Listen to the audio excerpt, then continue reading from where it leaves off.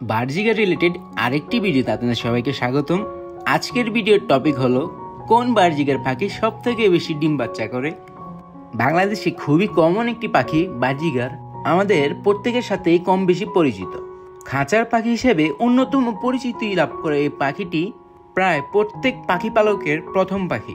তবে এই পাখিগুলোর ভিতরেও কয়েকটা জাত আছে, যেমন ক্লাসিক বার্জিকার, রেইনবো বার্জিকার, জেপি বার্জিকার এবং ইংলিশ বার্জিকার। আজকের টপিক কোন বার্জিকার সব থেকে বেশি ডিম বাচ্চা করে। তো চলুন শুরু করা যাক।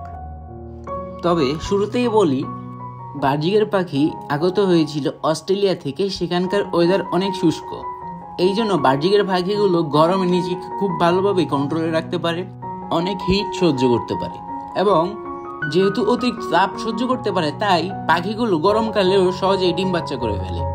সুতরাং গরমকালে এদের ডিম বাচ্চা করতে খুব একটা অসুবিধা হয় না। তো বার্জিকারের মধ্যে সব থেকে বেশি ক্লাসিক পাখি ডিম বাচ্চা করে, যার সংখ্যা প্রতি ব্রিডে 4 থেকে 8টি ডিম।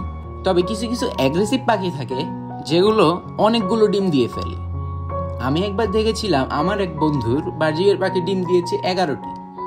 তবে অতিরিক্ত ডিম দিলেও সবগুলো ডিম কিন্তু তার পক্ষে ফুটানো সম্ভব হয় না, কারণ বার্জিকার ছোট পাখি, তার দ্বারা সম্ভব হয় না প্রত্যেকটা ডিমকে আলাদাভাবে তাপ দেওয়া।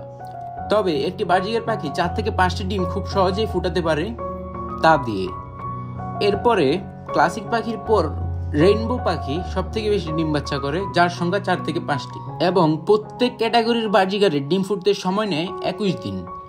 এই জন্য যারা ব্যবসা করতে চান, অর্থাৎ পাখি নিয়ে বিজনেস করতে চান, তাদের ক্লাসিক পাখি নেওয়ার কথা আমি বলবো। এতে করে আপনারা অনেক বেশি পাখির বাচ্চা পাবেন এবং আপনারা ব্যবসা করতে পারবেন। তো এই ছিল আজকের ভিডিও। দেখা হচ্ছে অন্য কোনো একটি ভিডিওতে। ততক্ষণের জন্য ভালো থাকেন, সুস্থ থাকেন। আল্লাহ হাফেজ।